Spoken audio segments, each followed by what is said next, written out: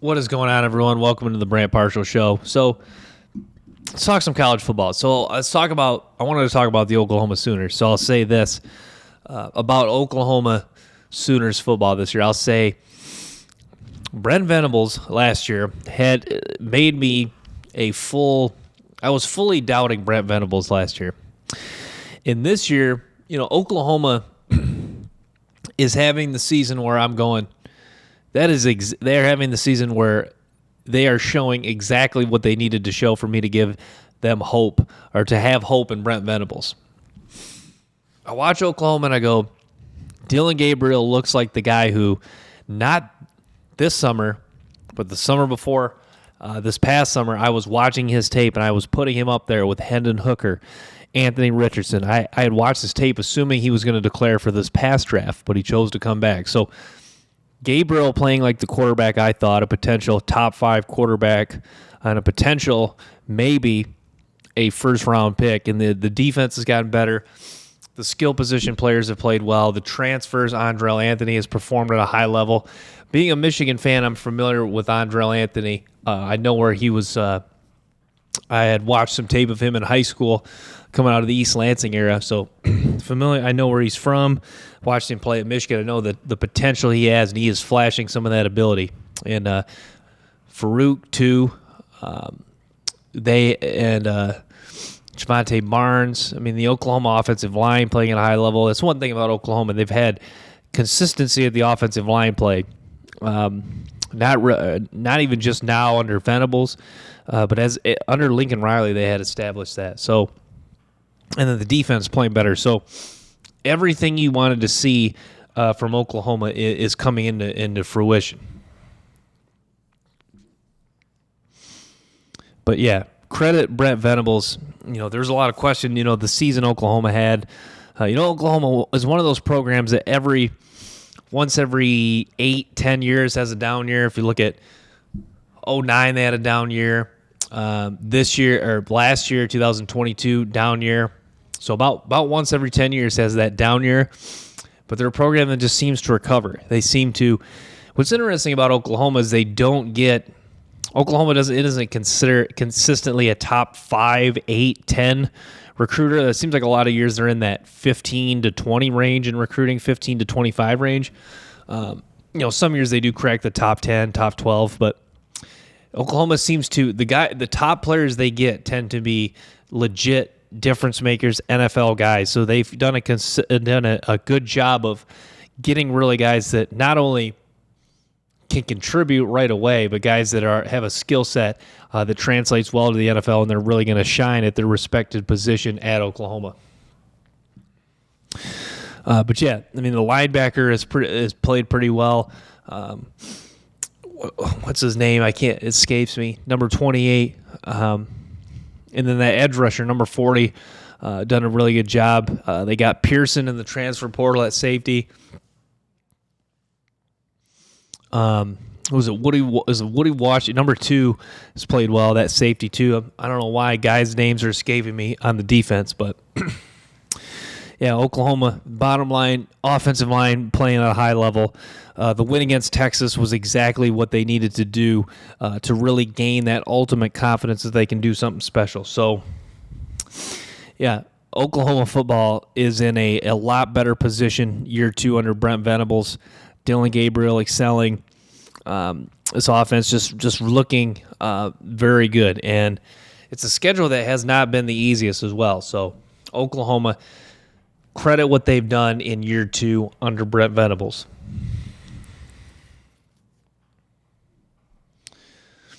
So let's talk LSU. I know I talk LSU on my other channel, but LSU really has... So you look at LSU, and the bottom line with LSU is they can beat anyone in the country. They have an offensive line that shows up, and they can really impose their will.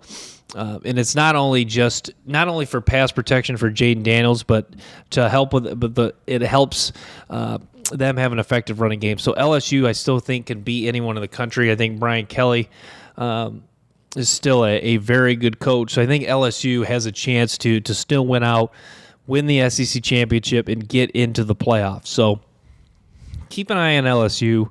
They'll be one of those teams where I think they have a legitimate shot of winning out. They should get a win against Army this Saturday, I would hope.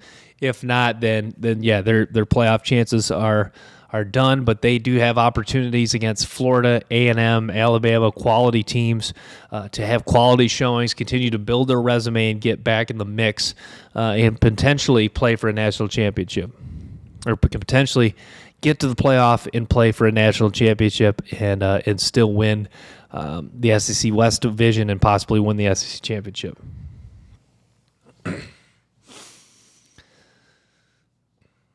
So Alabama escaped with that win over Arkansas. I think that's really cool. That win, getting that win over Arkansas.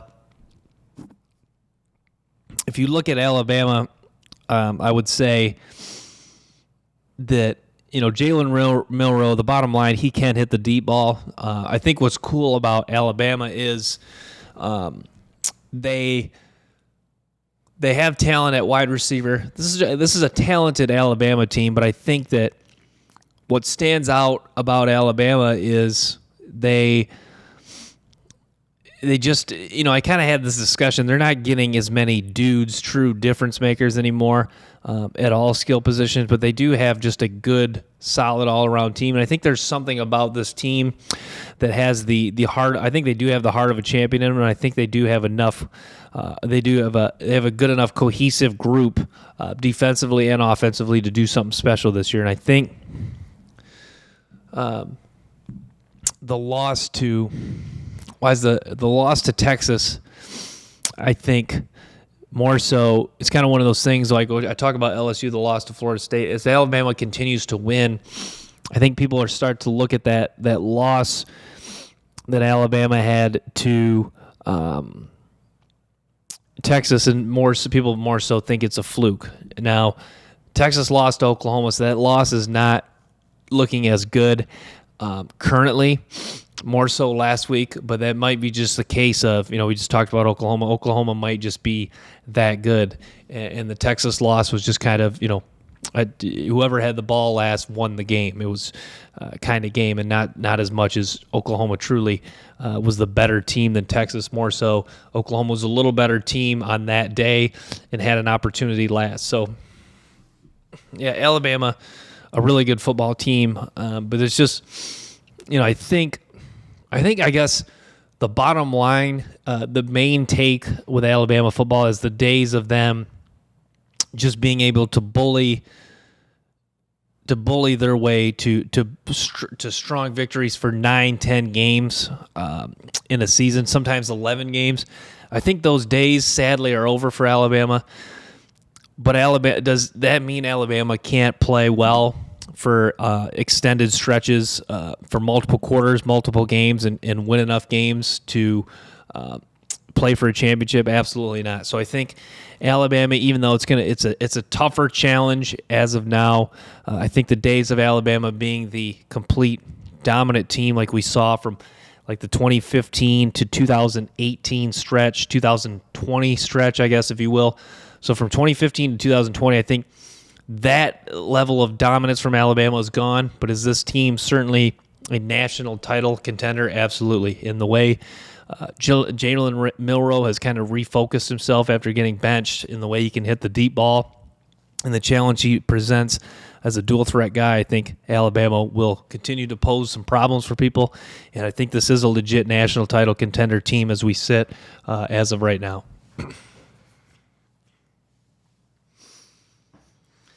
So let's talk about Texas A&M and Jimbo Fisher. So I guess,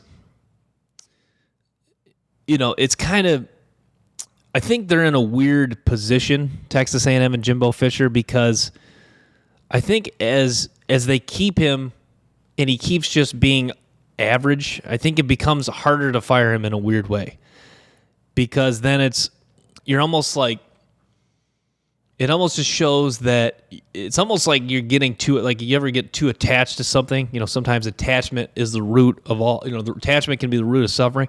I think A&M and the boosters maybe have kind of just, after those recruiting class, I think they really became attached to the idea that Jimbo Fisher could really win big here. So now, as the time goes on, obviously there is that thought, maybe they move on from him, but also I think, he just does enough, like the upsetting, being one of the few coaches that's beat Nick Saban, the recruiting class, he's done enough to really give you that sliver of hope that maybe they could look like, the dominance, or maybe they can replicate what he did at Florida State, just 9-10 years ago. I think, there's always that sliver of hope. But to me, I think it's kind of one of those, I guess it's the analogy, like just rip off the Band-Aid.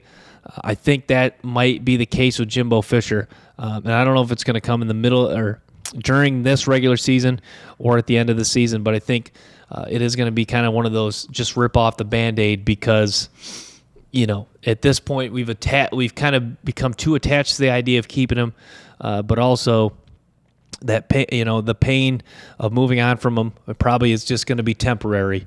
But Jimbo Fisher, I guess I kind of had this take before. I know I sound a little hypocritical, but bottom line, Jimbo Fisher's a good coach. But if you watch Swamp Kings, in the SEC, at a program like Texas A&M, consistently losing 3-4 SEC games, as Urban Meyer touched on in the documentary, is just that's grounds for termination. And I hate just going on and on about firing a guy, but that is Jimbo Fisher knew what he's getting into.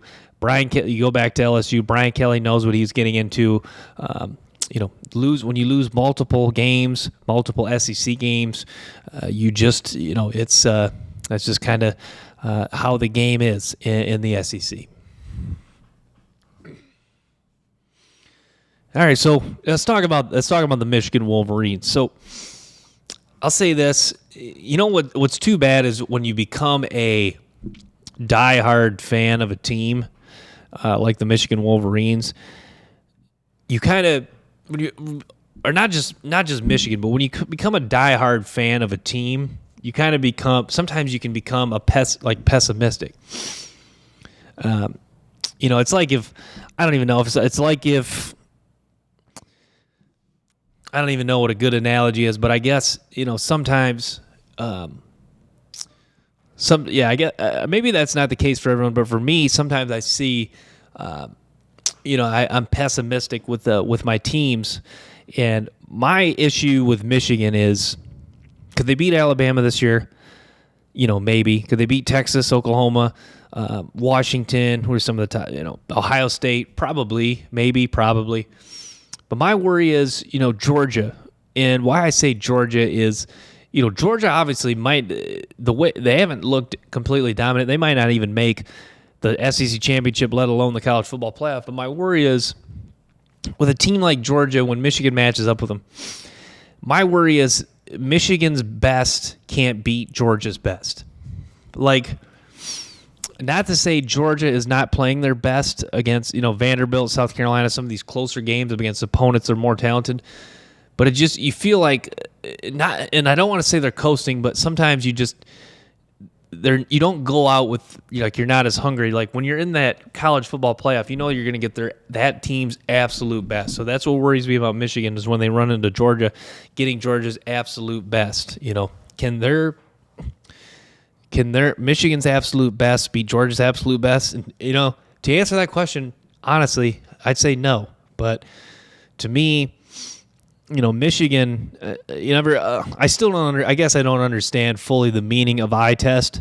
But my definition of eye test, or my view of the eye test, watching Michigan, I think Michigan is a very good team, and I think I don't even think that's my bias. Being a Michigan fan, I think that you can say that factually, that Michigan is a very good team. Just not just because not just because the scores. Like if you look at the scores of Michigan games, you say, oh well, they're a very good team. But if you've really watched Michigan, especially the last couple of years, making adjustments, getting contribution from multiple guys, not just Blake Corum, Edwards, guys that get a lot of the talk, but Rotman, Wilson quietly been very good. Colston Loveland probably is the second best tight end in the country behind Brock Bowers. The Michigan offensive line does get a lot of credit, but I don't think, just being football fans just don't appreciate offensive line play. Michigan's offensive line is been utterly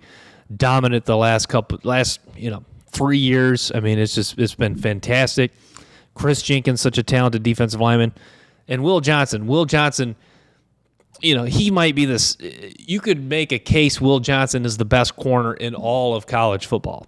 Maybe Kool-Aid McKinstry, Denzel Burke from Ohio State are up there, but if you're talking regardless of the NFL draft, you could make a case that Will Johnson is the best corner in college football.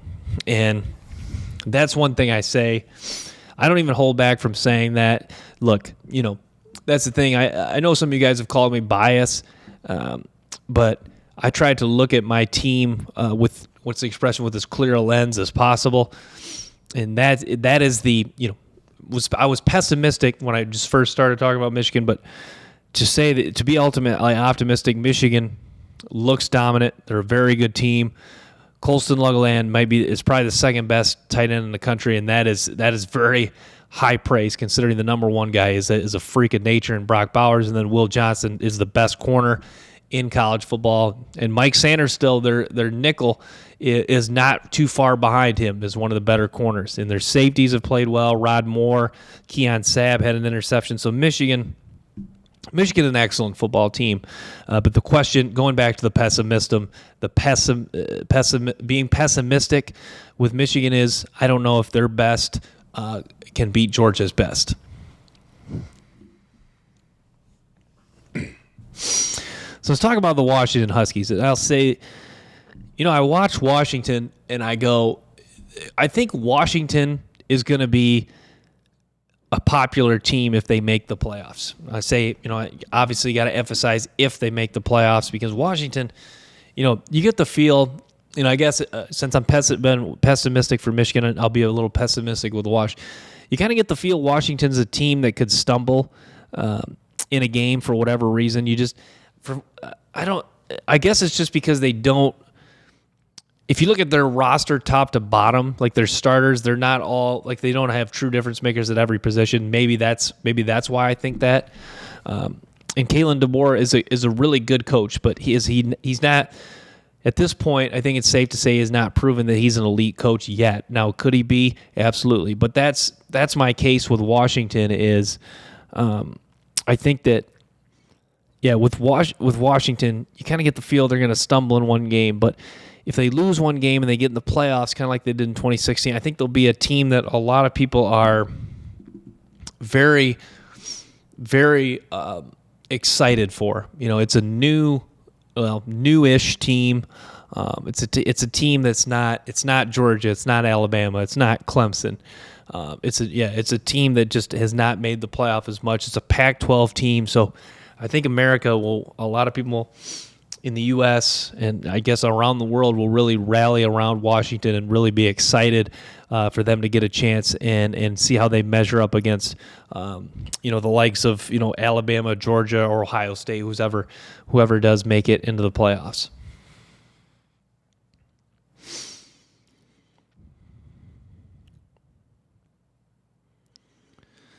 But yeah, I don't really talk about the Heisman too often on this channel, but we can discuss that a little bit. I think, Jaden Daniels in the mix. I think Brock Bowers is in the mix. I think, the Heisman kind of tricky at this point. Honestly, Keon Coleman, obviously it's a award, mostly quarterbacks win, but just as far as some of the guys the most dominant guys I've seen this year. Jaden Daniels, Keon Coleman. Maybe a little biased with that because I do cover LSU, but Jaden Daniels, the numbers speak for himself. Keon Coleman, the numbers speak for himself. What he's been able to do, not only receiving but also returning punts, and just the pure impact that he's had for his football team that is currently undefeated and has had some big wins against LSU and Clemson. Both of those games, he made crucial touchdown plays. So. Big plays, big moments, key contributor on offense and special teams. It's really a strong formula for Keon Coleman in the Heisman talk. And then, I think to me, Caleb Williams won it last year. I think that was probably the safe pick. Williams had a strong season. It was not a championship season. They did not win a conference title they did not get to the playoffs but strong performance, and he really flashed, all his tools in NFL, the skill set he has that has made the NFL really get excited. So, Caleb Williams, I think, has a really strong chance once again. And then, Michael Penix, obviously, another guy I'm forgetting about. I think, Penix. It's interesting watching Michael Penix play. I guess we'll kind of go back to Washington a little bit here. It's interesting watching Michael Penix play because he is a guy who I think he's a guy who it looks like he plays like he's like a seasoned veteran in the NFL. I don't know how his skill set will translate to the NFL. I don't know if he can take it up another level and be like one of the top 15, top 10 quarterbacks potentially one day in the NFL, but he is a guy that just plays so mature. Like he goes out and plays like he is, comfortable, ready to dominate, just has no problem slinging it around the yard. He's just mature. Yeah.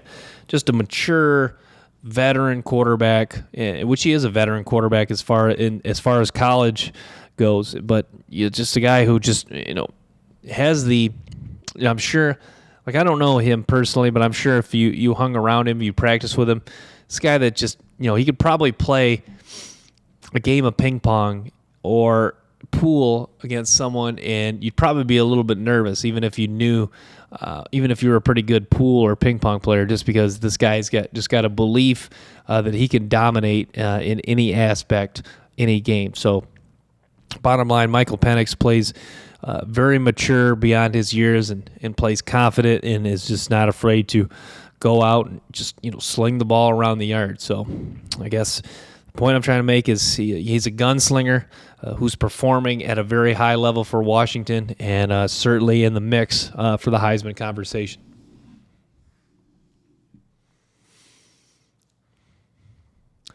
But it's interesting. So Oregon loses the game to Washington. I think the main question is,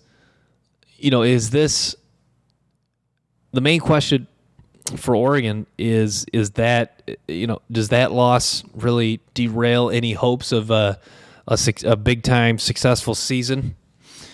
And to answer that question, I'd say no. I think Dan Lanning's too good of a coach. I think Bo Nix is too good of a quarterback. I think Oregon has too good of a roster, too strong in the trenches to not, obviously they're not going to lay down and die, but I think they're too strong of a team to lose multiple games the rest of the season. Could I see them having another loss the rest of this year? Probably, maybe, probably. Not. I guess those are two, those are two different adjectives. I say maybe, but Oregon's still a strong football team, and I think they got a chance to rebound from this loss, continue to grow and get better. And I think Bo Nix will continue to perform at a high level and continue to get better and be that guy that just can, at times will them to wins. So I'm a big fan of what Oregon's done. Dan Lanning, excellent football coach, and Oregon I think is still very much in the mix. But so let's preview Ohio State, Penn State real quick. So I think sometimes I kind of ponder what I guess I'm going to say sometimes thinking about this stuff. But, sometimes before I give kind of my take on these games, I guess the bottom line with this game is pretty simple. Can Penn State beat Ohio State? And I know that's Captain Obvious, kind of question to pose there. But really, Penn State, if you remember last year, Penn State was undefeated when they played Michigan, and Michigan really just destroyed them, just ran the ball all over them. Penn State this year comes in against Ohio State, number 6 in the country. There's a lot of rumblings that this Penn State team is different under Drew, with Drew Aller, the strong running backs they have, playing good enough defense. There's rumbling that this Penn State team is different, that they can at least compete with Ohio State and Michigan and or beat them. So, with the rumbling, I guess these are the type of games you really love, because this is the ultimate, this is a type of game as we start to get late October, November, you start to separate the contenders from the pretenders. Penn State, who they just play, UMass, well, I don't even know what the score was. Was it 39-0? That's all in great, pump up the stats. But I guess really not trying to attack Penn State here, but this is a game where, okay, if and I went through this with Michigan a few years ago. Michigan won a lot of games up until Ohio State, but it almost kind of becomes, like those games kind of become kind of nauseating, because it's just like, we know you can win those games. Let's go. Now you got a real opportunity in front of you. Ohio State, even if this is not the best Ohio State team, maybe, I don't know, even if you could say this Ohio State team's not even as good as last year, with Stroud. Yeah, I know Smith and Jigba didn't play, but Smith and Jigba, who else do they have? With Stroud and some of the talent they have, this is an Ohio State team. It's proven they're playing better, proven they can put up points, have the best receiver in the country. So Penn State and Drew Aller, if they win this game, I think then you can really put down the stamp of approval and say, Penn State is legit, and James Franklin is back on track in regards to getting Penn State that key win that could potentially propel them back to Indianapolis to try to win, try to compete and win another Big Ten championship. So Penn State has a chance to make a statement against Ohio State. We'll find out what happens at noon or at 12 p.m. This Saturday. So looking forward to that one. But yeah, and then so I guess we'll talk about it. I guess we'll talk about this. This game. If you live outside the state of Michigan, you probably have little to no interest in this game. No offense to Michigan and Michigan State, but Michigan and Michigan State will meet this Saturday at NBC at 7 p.m. And, Michigan State, if you follow this rivalry, even if you're outside the state of Michigan, even if you have no affiliation with the schools, you probably have some sort of a grasp, but this rivalry is just built on pure hatred. And there's just not much respect either way. So I guess, I could bore you going on and on talking about this game, but I'll say this about Michigan State. I think Michigan's going to win this handily, but I think the game's going to be similar to last year. I think Michigan State is going to throw as much as they can at Michigan in the first half. I think it'll be fairly close in the second half. I think Michigan does pull away and win by about 2 to 3 touchdowns. I really have a hard time seeing Michigan. Well, not a hard time, but I don't really see Michigan blowing them out, but I think Michigan does win handily this year. It's funny, I was talking to my dad about the line in this game, and I predicted it right on the money, 24, or the spread. And I thought, Michigan probably favored about 24, and it turns out I was right on. So it's kind of cool to guess that stuff, but that could obviously change. I actually think it might go down. I actually think you might see it drop to like 23.5, 23 as we get closer to the game time. I think, to be honest, I actually see Michigan State, now 2 or 3 touchdowns. I actually see Michigan State covering. I can't remember. I think the line was close to that last year. I think Michigan State cover last year? What was it, 34-11, the final score?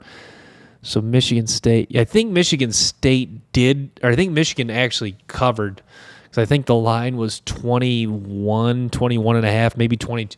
So I think Michigan did cover.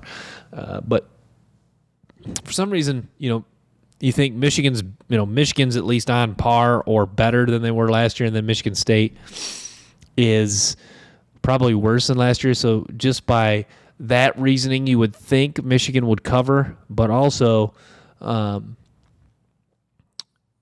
this is a different year, and the game is at Michigan State and East Lansing this year. So, yeah, this one will be, I don't know if I should say interesting, but this one will be, just a game. It certainly is a game every year. If you live in the state of Michigan, that you probably will watch. Even a lot of times, even if you don't have a vested interest in Michigan or Michigan State, just because you have family of, you went to Michigan State, you have family of someone who went to Michigan State. You're over at a friend's house and they happen to have on the game, even though you're not a fan of football. So, that's just kind of what this game is. It just means a lot to the state of Michigan.